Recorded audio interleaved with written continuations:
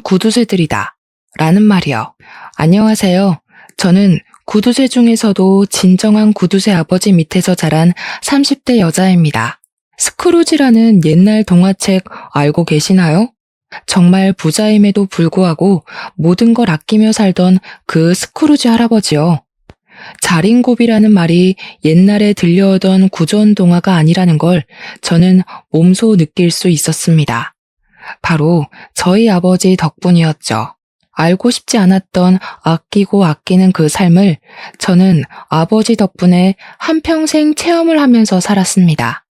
저희 아버지를 제가 스크루지 영감, 자린고비의 표본이라고 부르는 이유는 그거 말고는 다른 별명을 붙여야겠다는 생각이 전혀 들지 않아서였습니다. 저희 아버지께서는 글을 쓰시는 분이신데 작가라 바깥 생활에 관심이 없는 걸 수도 있지만 원체 무력이 그다지 없으신 분이었습니다. 젊었을 때 아버지께서 필명으로 무협소설을 시리즈로 출간을 하신 적이 있었는데 그게 정말 국내 무협소설의 표본이다 할 정도로 엄청난 인기를 얻었던 작품이었습니다. 그 작품이 대박이 난 덕분에 그 시절 그 인세로 건물을 하나 사셨고요. 그 월세가 들어옴에도 불구하고 통장에 고스란히 집어넣으시고 간간히 출간하시는 글들로 연명을 하시고 계셨습니다.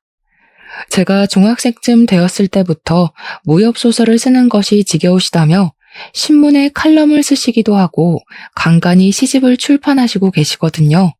칼럼이야 일주일에 한 번 정도는 꼬박꼬박 쓰니 고정급이고 시집 같은 경우는 1년에 한 권 출간을 할까 말까 한 부분이라 비고정급여라고 생각하고 살았습니다. 근데 그 칼럼이라는 게 사실 돈이 되는 글은 아니라서 항상 아버지는 구멍난 양말을 기워가며 생활을 하셨습니다. 저희 아버지께서 무협소설을 쓰실 때 필명으로 글을 쓰셨던 터라 대부분의 사람들은 칼럼을 쓰는 지금의 우리 아버지와 그 무협소설 작가가 동일 인물인 걸 대부분 모릅니다. 제가 너무 아버지 이야기만 늘어놓은 것 같죠? 저희 어머니는 한평생을 집에서 내조만 하시던 분이셨는데 참 따뜻하신 분이었습니다. 늘 뜨끈한 찌개와 고슬고슬한 쌀밥을 챙겨주셨고 아침에 일어나면 건강 주스를 꼭 한 잔 내려주셨던 어머니셨습니다. 매일 아침 문을 열고 나가 밖이 추운지 더운지 체크를 해서 저의 옷을 챙겨주셨던 우리 어머니. 그런 어머니께서는 제가 18살이 되던 해에 암과 힘겹게 싸우시다가 먼저 하늘나라로 떠나게 되었습니다. 당신은 글을 쓴다는 걸 핑계 삼아서 담배를 많이 태우니까 담배를 좀 줄였으면 좋겠어. 또 하루 종일 앉아서 생활을 하는 사람이니까 하루에 한 번은 꼭 산책을 나갔으면 좋겠고, 당신이 모자를 좋아하니까 내가 당신을 위해 마지막으로 줄 수 있는 선물이 뭘까 고민을 하다가 직접 뜬 모자를 주는 게 좋겠다고 생각을 했어. 어머니께서는 마지막으로 눈을 감기 직전에 아버지를 위해 열심히 뜨개질을 한 모자를 선물로 주셨습니다. 아버지께서는 그것을 본인 평생의 보물이자 집안의 가보로 여기며 매번 산책을 나가실 때마다 그 모자를 쓰고 밖을 나가셨습니다. 담배도 대차게 끊어버리시고 어머니의 말씀대로 하루에 한 번 꼭 산책을 나가셨으며 중요한 자리에 나가실 때마다 그 모자를 쓰고 나가셨습니다. 건강관리를 잘해야 우리 딸이 나중에 시집갈 때 자기 손을 잡고 버진로드를 걸을 수 있지 않겠냐며 병원에 가는 것을 두려워하지 않으셨습니다. 아버지께서는 오히려 어머니가 돌아가신 이후에 정신을 차리고 바른 생활을 하시려 노력했지만 저는 반대로 많은 방황을 하게 되었습니다. 18살. 아직은 어머니의 손길이 필요한 시기에 어머니의 죽음이 저에게는 받아들이기 힘든 현실이었거든요. 저와 아버지는 어머니의 죽음 이후에 사이가 많이 대면대면해졌다가 제가 대학을 졸업하고 사회에 나가게 되면서 다시 친해지게 되었습니다. 저희 어머니께서 폐암으로 돌아가셨는데 저는 그게 매일 집에서 담배를 태우며 글을 쓰는 우리 아버지 탓이라고 은연중에 생각을 했었거든요. 덜 자란 18살 고등학생이 했던 생각이라 조금 유치하기 짝이 없죠. 다 자란 성인이 된 이후에 그 생각은 바뀌게 되었습니다. 그저 저는 어머니의 죽음을 제대로 이해하지 못해 누군가를 탓해야만 하는 사람이었던 거죠. 아버지의 잘못이 아니라는 생각을 하게 되면서 저는 아버지에게 다시 온전히 마음을 열게 되었고, 아버지와 싸운 적은 없지만 화해를 하게 되었습니다. 아버지는 늘 글을 쓰시느라 바빴는데 저는 그런 아버지의 앉아있는 뒷모습을 보면서 꿈을 키워나가기 시작했습니다. 제 꿈은 부끄럽지만 소설가였습니다. 원래 부모에게 보고 자란 걸 그대로 따라가려는 습성이 있지 않겠습니까? 하지만 제 바람과는 달리 저에게는 글을 쓰는 재주가 별로 없었고, 몇 번의 실패를 겪은 이후에 28살이 되어서야 출판사에 취직을 하게 되었습니다. 저에게 글을 쓰는 재주가 없으니까 재주가 있는 아버지의 뒤를 서포트하고 싶은 마음에 출판사 취직을 결정했던 것이었습니다. 저희 아버지께서는 제 취직을 대견하게 여기시면서도 본인에게 남은 걱정거리는 저 하나뿐이라며 천천히 하고 싶은 일을 다시 한번 찾아봐라 조언을 해주셨습니다. 제가 아버지의 뒤를 따라가려다가 등 떠밀려서 출판사에 입사를 한 것은 아닐까 걱정을 하셨던 것이었습니다. 저는 글을 쓰는 것보다 글을 엮는 일이 더 적성에 잘 맞았고 생각보다 재미도 있었습니다. 하지만 아버지께서는 제가 출판사에서 고생을 하는 것보다 본인이 구매해두신 건물 관리를 맡기고 싶어 하셨습니다. 어차피 저에게 물려주려고 사둔 건물이었다고 하시면서 편하게 월세 받아먹으면서 살지 뭐 한다고 힘든 일을 하냐고 하셨습니다. 하지만 저는 그 건물이 우리 아버지의 전 재산이라는 걸 알고 있었기 때문에 그렇게 놀고 먹는데 사용하고 싶지 않았습니다. 우리 아버지의 무협소설 인쇄로 사신 건물이니까요. 아버지는 항상 야가 빠지지 못한 저를 걱정하셨습니다. 좋은 남자를 만나서 시집을 제대로 갔으면 좋겠다고 하시면서 남자 보는 눈이 없는 저를 걱정하셨습니다.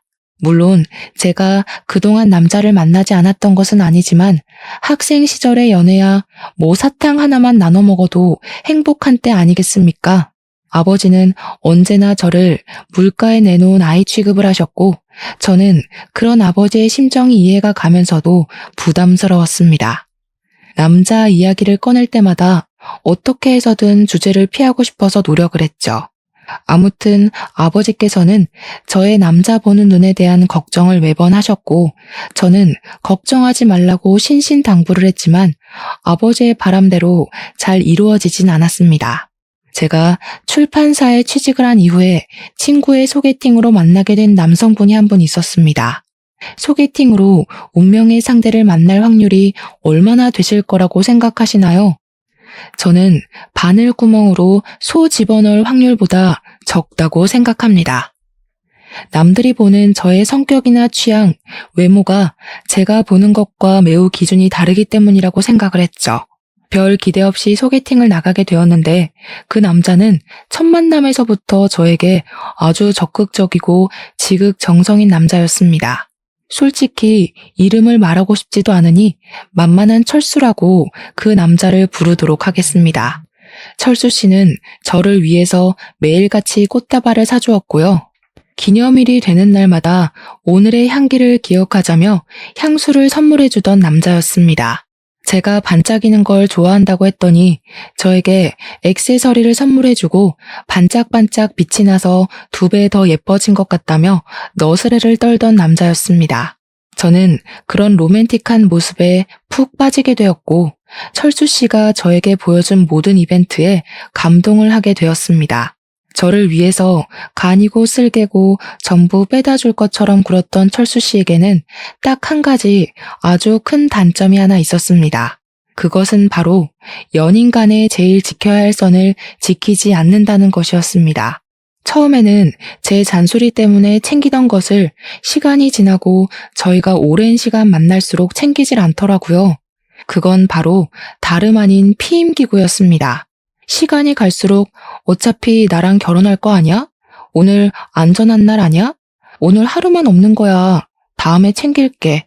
하는 식으로 무지한 사람처럼 굴었습니다. 저에게 아이가 생기면 바로 결혼하자고 하면서 제가 원하지 않는 관계를 발전시키려고 철없이 굴었습니다. 저는 철수 씨와 결혼을 생각해 본 적 없었고, 나이가 결혼 정년기에 훨씬 미치지 못한다고 생각했기에 제 커리어를 우선으로 생각하고 싶었습니다. 제가 철수 씨에게 한 번만 더 피임을 소홀히 하면 더 이상 만나지 않겠다, 헤어져야 할 것 같다고 이야기를 하며 엄포를 놓았습니다. 그랬더니 저한테 자기한테 그렇게 믿음이 없을 수가 있냐면서 우리에게 아이가 생긴다면 축복받을 일 아니냐고 딴소리를 하더라고요. 내가 아이를 원하지 않는다고, 당장 결혼할 생각이 없다고, 저는 제 커리어가 우선이지 결혼에 발목 끼고 싶지 않다고 했습니다. 출판사에 입사해서 일에 재미를 붙이고 있었고, 언젠가 아버지의 책을 제가 담당해서 엮고 싶었기 때문에 그 꿈을 가지고 노력하는 중이었으니까요. 제 노력은 하나도 생각하지 않고 계속 결혼에 아이 타령을 하니 당연히 제가 질릴 수밖에 없지 않겠습니까? 저는 죽어도 지금 당장 결혼할 마음이 없으니 알아서 피임을 챙기지 않을 거면 우리도 여기까지 하자고 다시 한번 말했습니다. 알고 보니까 소개팅 주선자가 철수 씨한테 우리 집에 건물이 하나 있다는 걸 언지를 해뒀더라고요. 출판사에서 일해봐야 얼마나 벌겠어. 당신 집에 건물 있다며. 그거 월세 받는 게 훨씬 더 돈 되지 않아? 나도 나중에 가게나 한번 차려보고 싶었는데 당신 집 건물에서 가게 영업도 하고 그러면 얼마나 좋겠냐고. 나도 셔터맨 좀 해보자. 이 지긋지긋한 회사에서 벗어나고 싶다고. 알고 보니 저희 집 그 건물이 탐이 나서 저와 결혼을 하려고 애를 쓰고 있었던 것이었습니다. 변변치 않은 직장 생활을 하면서 건물주와 결혼을 하고 싶다며 노래를 불렀고, 그걸 들은 철수 씨의 회사 동료였던 제 친구가 소개팅 자리를 연결해줬던 것이었습니다. 저는 꿈에도 모르고 있다가 자꾸 저와 결혼 노래를 부르는 철수 씨의 입에서 모든 이야기를 듣게 되었고 충격에 휩싸이게 되었습니다. 저에게 무슨 소리까지 했냐면요. 여자 나이 30이 지나면 패급이라고, 자기가 결혼하자고 할 때 결혼을 해야 한다는 충고까지 들었습니다. 어떻게 사람 입에서 패급이니 뭐니 그딴 이야기를 할 수 있는지 기가 막혀서 제가 다시 한번 말해보라고 화를 냈죠. 나는 철수 씨랑 결혼 안 해도 잘 먹고 잘 살 수 있거든? 그러니까 우리 그냥 이쯤에서 헤어지자. 건물 하나 있다고 아주 고개 빳빳하게 두네? 쥐뿔도 없는 게. 건물이 하나씩이나 있는데 어떻게 쥐뿔도 없는 거야? 그러는 당신은 가진 게 뭐가 있는데?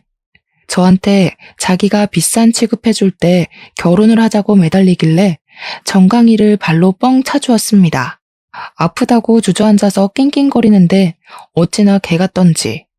2번 다시는 찾아오지도 말고 연락도 하지 말라고 화를 내고는 집으로 돌아왔습니다.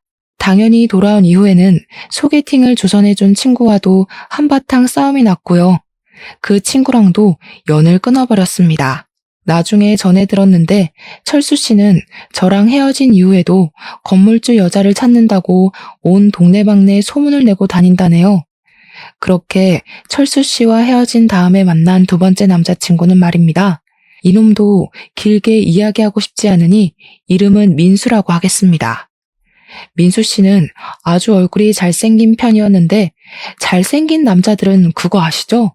꼴값을 떤다는 말입니다. 우연히 술을 먹다가 합석을 하게 되면서 안면을 튼 게 첫 만남이었는데 아무래도 술자리에서 만난 사람이니만큼 깊은 정을 주진 않았던 사람이었습니다. 아니나 다를까 여자가 어찌나 많던지 저랑 계속 연락을 하던 와중에도 다른 여자들을 두고 이리저리 각을 쟀더라고요. 다른 여자와의 연락이 끊이질 않고 어장 관리를 얼마나 잘한 건지 거의 아쿠아리움 수준으로 했어요. 저에게는 달콤하게 꿀바른 말투로 저밖에 없다. 난 늘 너 생각만 한다. 하면서 제 생일 선물로 뭘 줬는지 아십니까? 제가 진짜 차마 제 입으로 말하기가 부끄러워서 딱 한 번 인터넷에 댓글로 달았던 게 전부인데 글쎄 다이소에서 파는 인형을 주는 겁니다.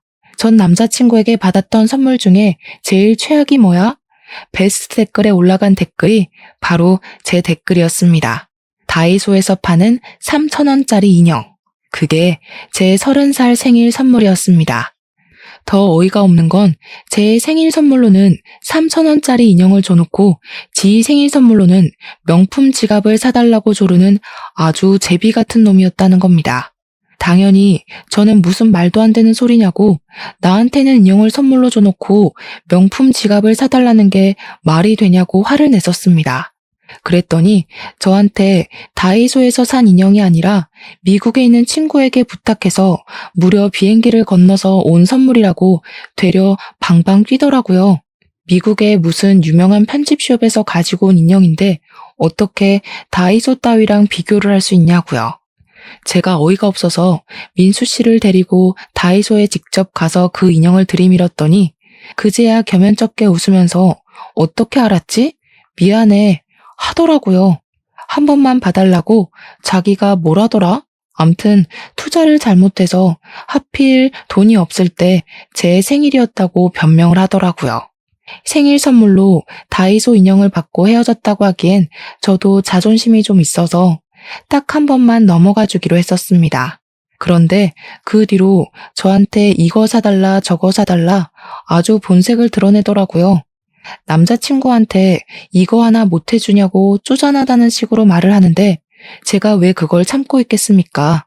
당장 헤어지자고, 나는 너한테 이런 거 저런 거 선물해주는 사람이 아니고 물주도 아니다. 다른 여자한테 가서 구걸해라 했습니다. 깔끔하게 정리를 했다고 생각을 했는데 글쎄 SNS에다가 저를 아주 나쁜 년으로 몰아넣는 듯한 글을 썼더라고요. 깊게 만나던 여자에게 가지고 싶은 물건이 있어서 사달라고 했더니 나한테 거지라고 했다. 다른 여자한테 가서 구걸을 하라던 그녀. 그녀는 정말로 나를 사랑했던 게 맞을까? 이런 글을 써둬서 제가 기가 막혀서 콧물이 흐를 지경이었습니다. 그러더니 저에게 따로 연락이 와서는 저랑 만나면서 돈을 얼마나 썼는지 아냐고 돈돈 타령을 하더라고요. 그 소리 듣는 게 짜증나서 얼마 썼는지 일목요연하게 정리를 해서 보여주면 정산을 해주겠다고 이야기를 했습니다. 6개월을 만났는데 만나면서 저를 위해서 썼던 돈이 고작 112만 원이더라고요. 물론 제가 쓴 돈을 빼면 반의 반도 안 될 것 같았습니다만 거지 새끼가 계속해서 돈 타령을 하는데 제가 그 돈 못 줄 건 아니라는 생각이 들었습니다. 일주일에 한 번은 꼭 만난 것 같은데 고작 112만 원이 뭔가 싶긴 했죠. 계산을 해보니까 한 번 만날 때 4만 원도 안 쓴 것 같더라고요. 그래서 정확히 56만 원을 송금하면서 민수 씨의 112만 원어치의 사랑 아주 기가 막히게 잘 받았다고 비꼬며 연락을 했습니다. 더 웃긴 건 뭐냐면요. 헤어지면서 쓴 돈을 정산해서 반뚝 잘라보낸 게 저밖에 없었나 보더라고요. 아무래도 자기가 진국을 못 알아본 것 같다고 매달리더라고요. 다시 만나면 정말 잘해줄 수 있다. 다이소 인형이 아니라 명품 가방을 사주겠다며 저를 아주 속물 취급을 하더라고요. 며칠을 조르는데 귀찮아서 대답도 안 해줬더니 저한테 빼빼로데이라면서 빼빼로 한 개를 덜렁 기프티콘으로 보내더라고요. 하필이면 제가 편의점을 지나고 있었고 때마침 빼빼로 기프티콘이 도착했고 저는 입이 심심해서 그걸 바꿔 먹었습니다. 그러면 안 되는 거였는데 후회는 이미 늦었죠. 제가 바꿔 먹은 걸 알았는지 저한테 다음 주에 자기 생일이라면서 명품 키홀더를 가지고 싶다고 링크를 보내더라고요. 어이가 없어서 저도 기프티콘으로 빼빼로 한 개를 덜렁 보냈습니다. 우리 반반 정리하기로 했던 거 내가 잠시 까먹었지 뭐야. 그대로 돌려줄 테니까 너도 빼빼로 잘 먹고 앞으로 여자 등쳐먹을 생각하지 말고 성실하게 살아. 그러고는 바로 차단을 걸어버렸습니다. 다들 저와 같은 경험이 있으실 거라 생각은 하는데 전 남자친구가 되니까 어떻게 살고 있는지 궁금해서 SNS 염탐을 한번 해본 적이 있었습니다. 헤어진 지 한 3개월쯤 지났을 때 우연치 않게 생각이 나서 몰래 들어가서 구경을 했는데 아주 가관이더라고요. 저랑 헤어지고 나서는 정말 이 여자 저 여자 다 만나고 다녔던 건지 댓글에 너 만난 이후에 성병에 걸렸다부터 시작해서 임신한 것 같다고 연락 한 번만 주라는 댓글도 있더라고요. 더 충격적인 건 그 댓글들을 단 사람들이 전부 다른 사람이라는 것이었습니다. 진짜 저는 잘생긴 남자는 만나는 게 아니다 하는 생각을 가지게 되었죠. 그 뒤로 한 2년 정도는 남자라면 치가 떨려서 만날 생각은커녕 연결고리조차 가지지 않은 상태로 지내다가 종합 선물 세트 같은 남자를 한 명 만나게 되었습니다. 제 나이 33살에 만난 남자였는데 정말 종합 선물 세트라는 수식어 말고는 다른 말이 떠오르지 않는 사람이네요. 도대체 대한민국에 살고 있는 멀쩡한 남자들은 누가 다 채간 겁니까? 제 몫의 남자는 왜 한 명도 없는 건지. 이 남자 또한 이름을 불러주고 싶지 않으니 영수라고 부르겠습니다. 아니 이 새끼는 정말 마마보이의 식탐꾼의 진상까지 전부 가지고 있는 대단한 남자였습니다. 저는 어릴 때부터 어른을 보면 인사를 해야 한다고 배웠고 인사성이 얼마나 중요한지에 대해 부모님께서 귀가 닳도록 설명을 해주셨습니다. 그래서 서비스업에 종사하시는 분들을 보면 공손하게 말을 하고 하대하지 않기 위해 노력을 하는 타입이었습니다.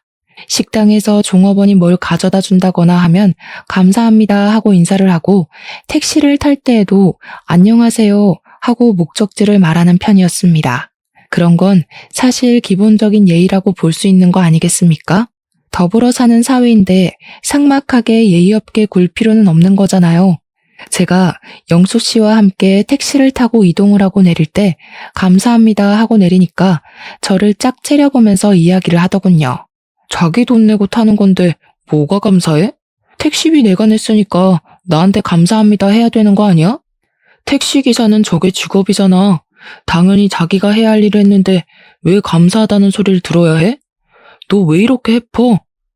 해퍼? 어떻게 그런 소리를 나한테 할 수가 있어? 그리고 무사히 여기까지 데려다 주셨는데 감사하다고 인사할 수도 있지. 사람이 뭐 하나하나 그렇게 따져가면서 인사를 하고 그래? 이런 건 기본적인 예의인 거잖아. 그게 내 여자친구가 외간 남자한테 끼 부리듯이 이야기를 하니까 문제인 거지. 아저씨한테 왜 끼를 부리고 그러냐? 짜증나네. 하면서 저한테 괜히 말도 안 되는 트집을 잡는 게 아니겠습니까? 도대체 어른에게 인사를 한 게 왜 끼를 부리는 건지. 그리고 택시기사 아저씨 나이가 저희 아버지 연배는 되어 보였는데 그런 사람을 두고 제가 끼를 부렸다고 이야기하는 것 자체가 너무나도 기분이 나빴습니다. 저를 마치 저질스러운 사람으로 보는 듯 했고요. 게다가 음식점에 가서도 똑같은 짓을 하고 있더라고요. 제가 계산하고 나오면서 잘 먹었습니다 하면서 나오니까 똑같은 시비를 또 거는 겁니다. 자기 돈 주고 먹은 건데 저 사람이 공짜로 뭐 준 것도 하나 없는데 왜 잘 먹었다고 이야기를 하냐고요. 매번 도돌이표로 반복되는 시비에 저는 점점 지쳐갔고 인사 하나에도 의미를 두는 행동에 때리고 싶은 충동도 일어났습니다. 하지만 다른 문제가 또 있었습니다. 음식점에 가게 되면 보통은 두 사람이니까 각자 메뉴 하나씩 시켜서 먹지 않겠습니까? 그러면 꼭 제 메뉴까지 자기가 다 처먹고 앉아있는 겁니다. 파스타 집에 가면 자기는 느끼한 거 싫다고 토마토 파스타를 시키고 저는 크림 파스타를 좋아해서 크림 파스타를 시켰거든요. 파스타가 나오면 토마토 소스 잔뜩 묻은 포크로 마치 TV 예능 프로그램에 나왔던 사람처럼 한 입만을 외치면서 제 크림 파스타 반을 가져가는 겁니다. 그냥 깔끔하게 덜어가면 그러려니 하겠는데요.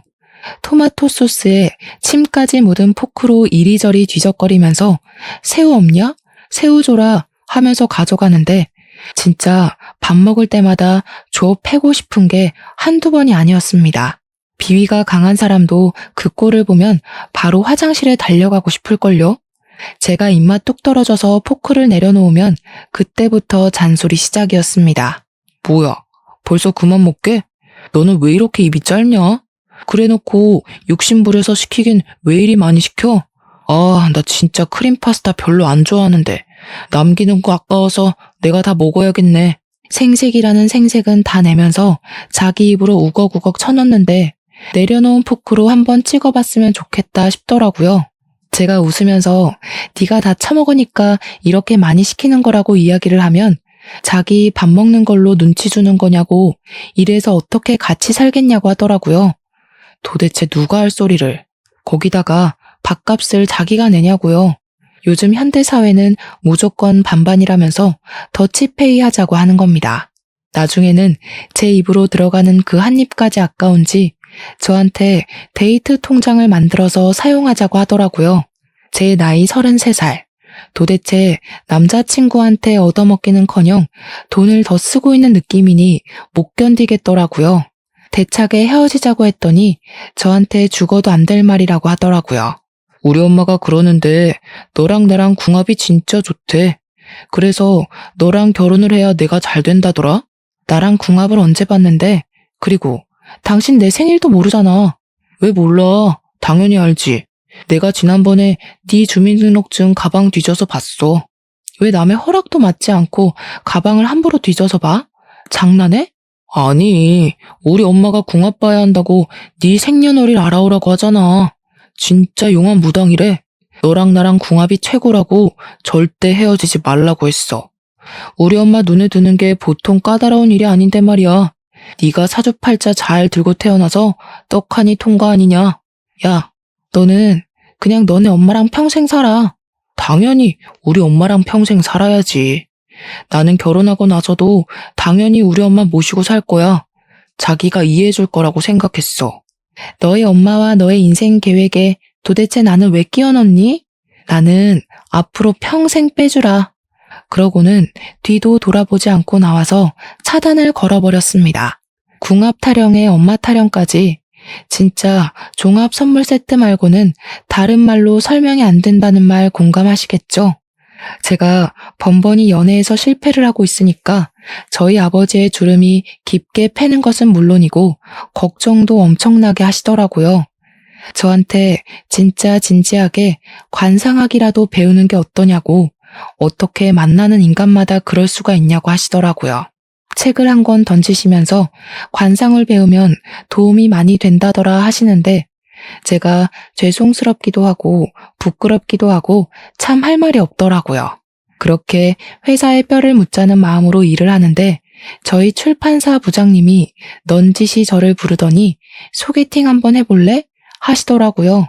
당연히 저는 웃으면서 아니요 싫습니다 하면서 딱 잘라 거절을 했습니다.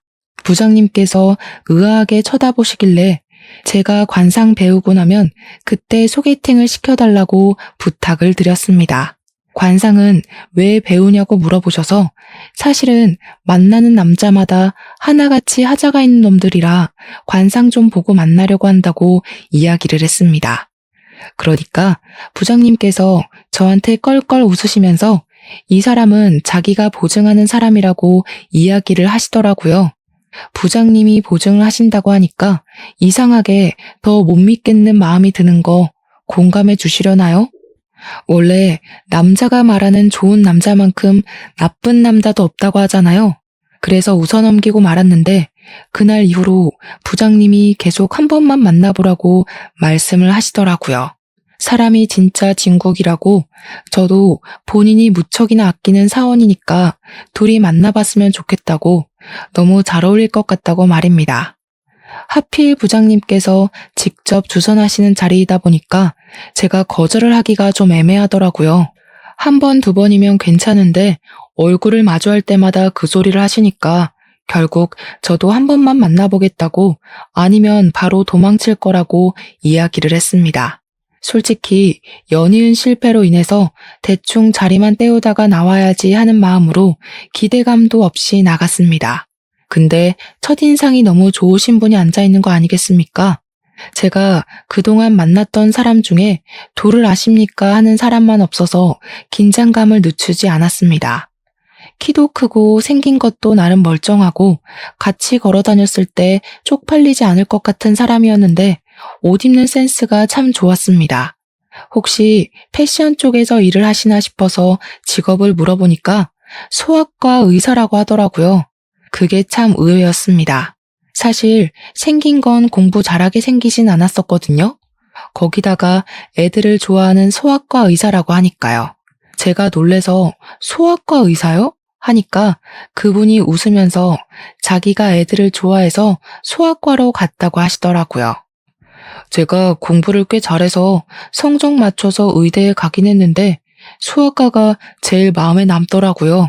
요즘 애 낳는 사람들이 별로 없어서 인기가 있는 과는 아니지만 어딘가에 아이가 한 명이라도 있으면 제가 살려야 하지 않을까 하는 사명감이 들었습니다. 지금은 동네에서 작게 수학과를 하고 있는데 나름 유명해져서 그런지 환우들이 조금 있어요. 저는 진중한 그의 말에 푹 빠져들게 되었습니다. 아이 좋아하는 사람치고 나쁜 사람 없다고 하지 않겠습니까?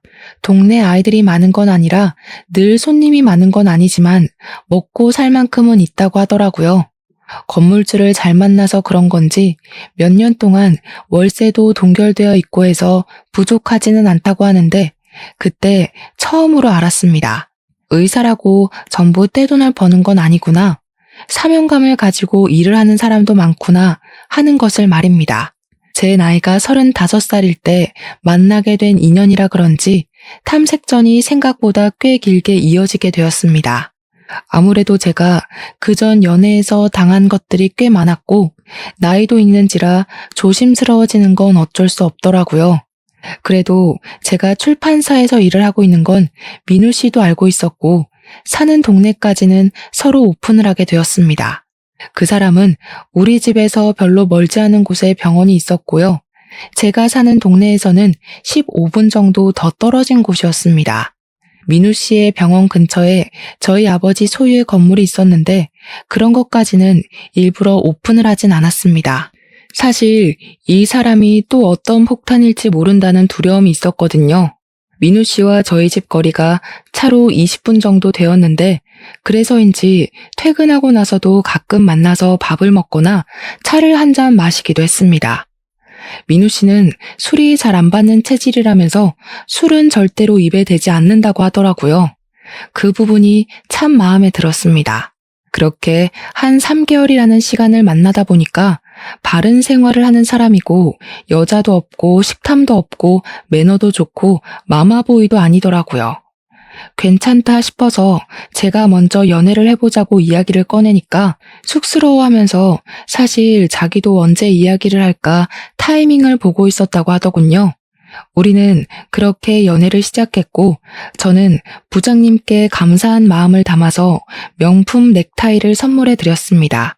부장님이 벌써 결혼 준비하는 거냐고 화들짝 놀라시길래 결혼은 아니고 연애 시작했다고 정정해 드렸죠.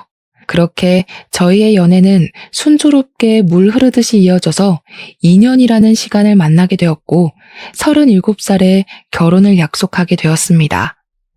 민우 씨의 나이가 저보다 2살 더 많았기 때문에 더 늦기 전에 결혼을 하는 것이 좋겠다는 생각이 들었고 양가에서도 은근히 바라는 눈치였습니다.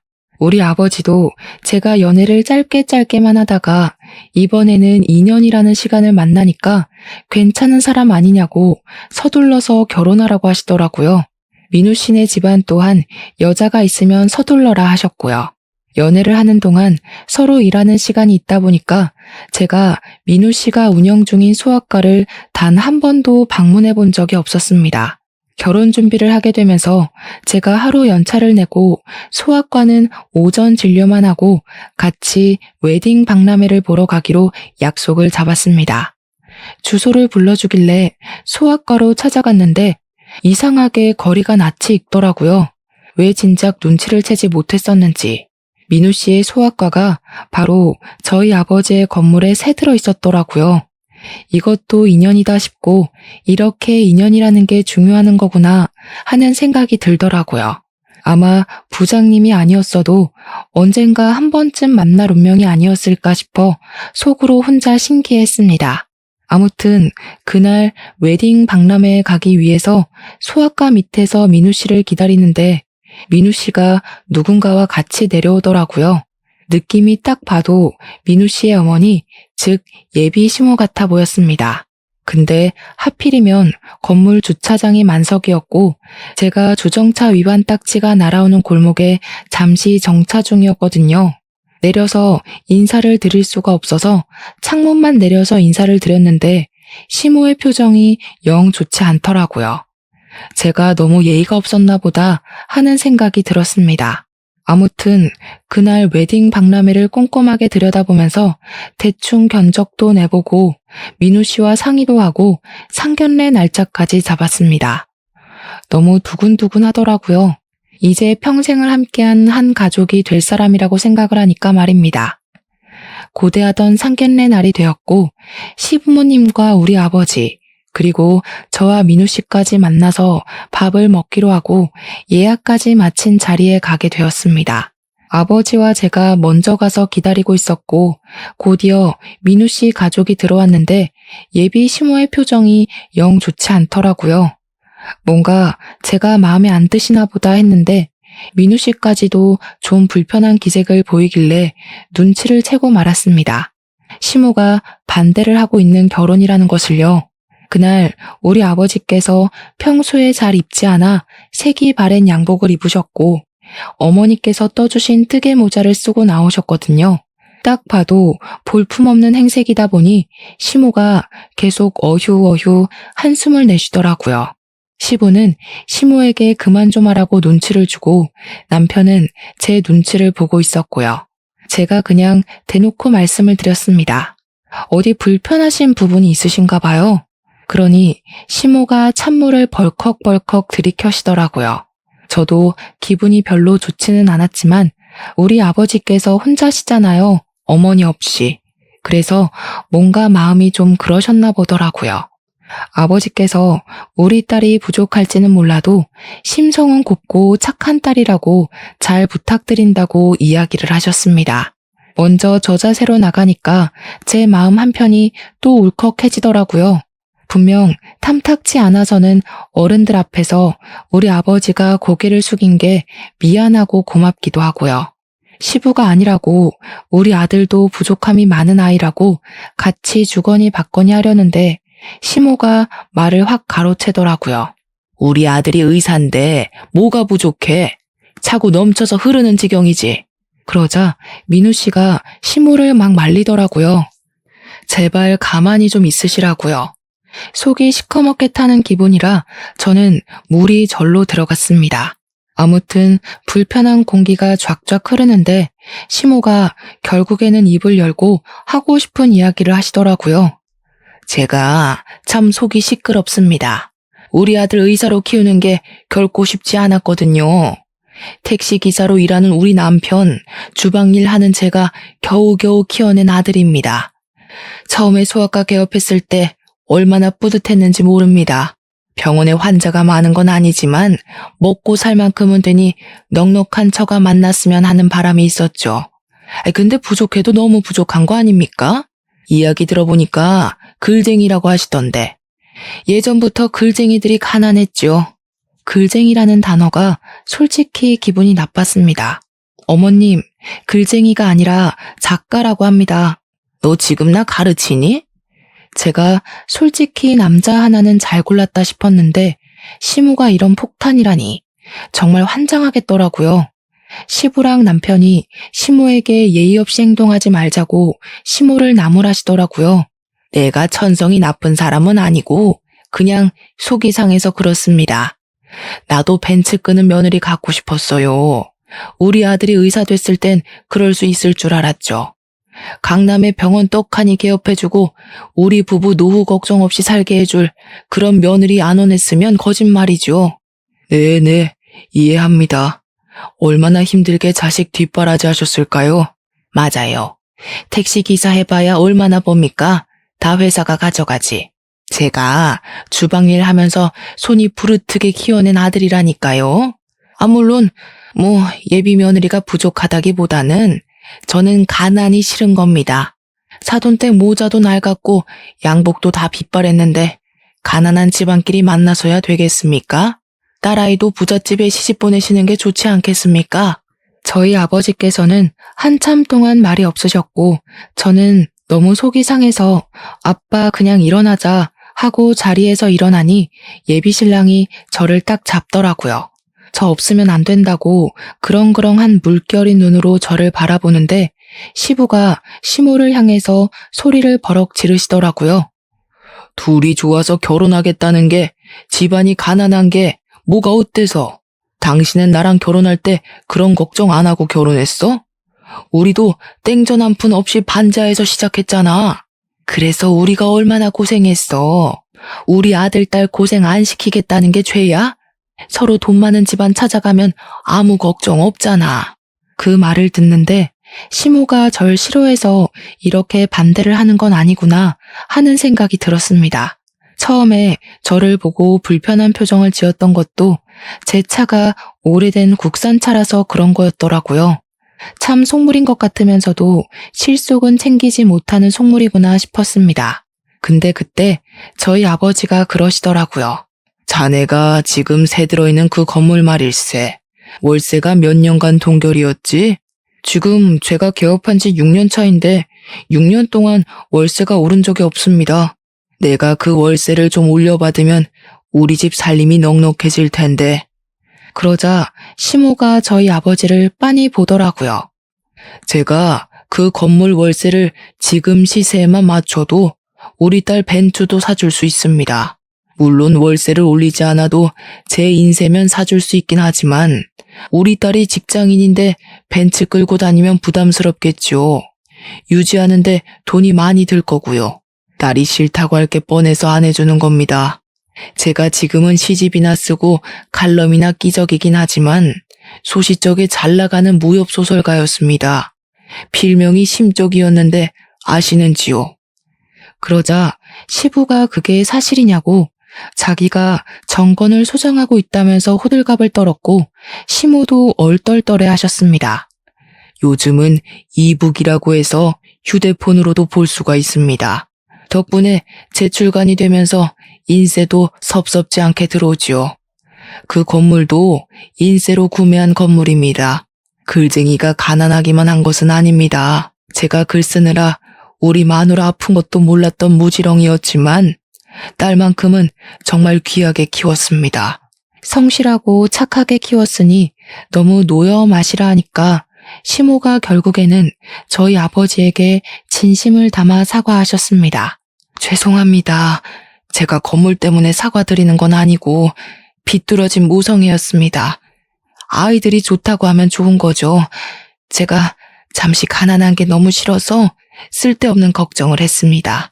그러자 아버지도 웃으시면서 그 가난함 본인도 잘 안다고 무협소설이 성공하기 전엔 자기도 그랬다며 위로를 건네셨습니다. 시부는 집안이 부족하지만 잘 보살펴달라 하셨고 남편도 무릎 꿇고 저와 결혼하고 싶다고 다시 한번 말을 했습니다. 아버지의 눈치를 보니 아버지는 안싸돈의 마음 다 이해가 간다며 사위도 마음에 든다고 하시더라고요. 결국 시모는 눈물을 보이셨고 모자가 너무 낡아서 오해했다고 하셨습니다. 아버지는 모자가 어머니께서 돌아가시기 전에 떠준 마지막 선물이었다고 하셨고 시모는 고개를 들지 못했습니다. 다시 한번 사과를 함으로써 훈훈하게 상견례를 마무리했고 저희는 그렇게 부부가 되었습니다.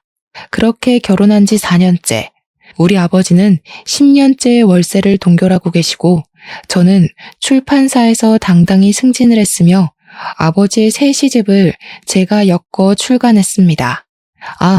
저는 아이도 하나 낳았고요. 지금은 시모가 즐겁게 아이를 돌봐주시고 계셔서 복직을 할 수 있었답니다. 삐걱거림이 있었지만 결국엔 하나가 된 저희 가족. 앞으로의 밝은 나날을 걸어갈 수 있도록 저희의 삶을 축복해 주시고 응원해 주세요.